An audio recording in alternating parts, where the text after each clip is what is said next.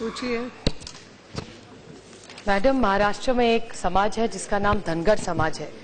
उनकी बहुत सालों से मांग है कि उनको शेड्यूल ट्राइब में लिया जाए और जो शेड्यूल ट्राइब का आज का जो आरक्षण है उसको बिल्कुल डिस्टर्ब न करके धनगर समाज की जो क्राइटेरिया है सरकार की, बैकवर्डनेस हो, शिक्षा हो, जो जो चीजें उनके क्राइटेरिया में है वो सारी क्राइटेरिया धनगर समाज उसमें फुलफिल कर लेता है। और महाराष्ट्र के मुख्यमंत्री जब चुन के आए थे तब उन्होंने वादा किया था महाराष्ट्र की जनता को कि पहली ही कैबिनेट में धनगर समाज को वो आरक्षण देंगे। और आज जो मैंने लिस्ट पढ़ी इनकी जवाब में तो उसमें महाराष्ट्र का नाम ही नहीं है और 2 स्टेट्स ऐसे छत्तीसगढ़ और गोवा जहां धनगर समाज को आरक्षण देने का पेंडिंग है। तो सरकार की क्या नीति है, आप स्पष्ट करें कि महाराष्ट्र के धनगर समाज को आप न्याय देंगे कि नहीं।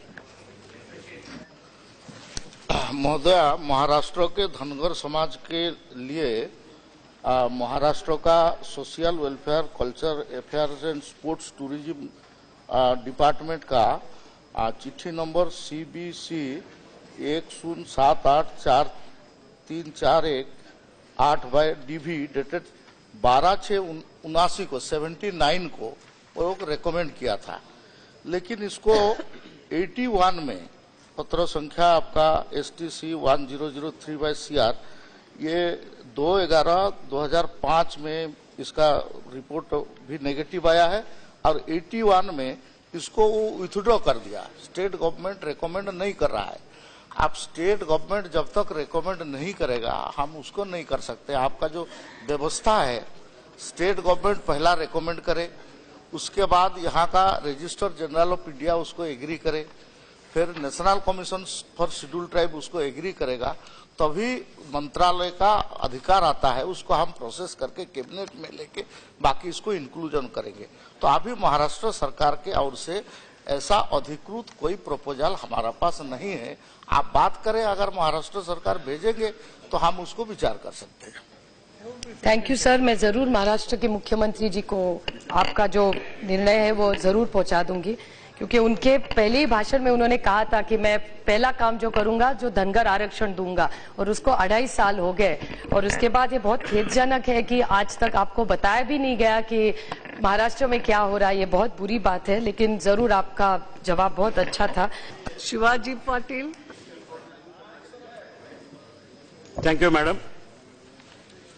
जैसे मिनिस्टर साहब ने बताया और हमारे ये रिप्लाईज में यह मेंशन किया हुआ है कि धनगर समाज, जो महाराष्ट्र में धनगर बोला जाता है, मध्य प्रदेश और कई राज्यों में धनगर नाम से उनको पहचाना जाता है।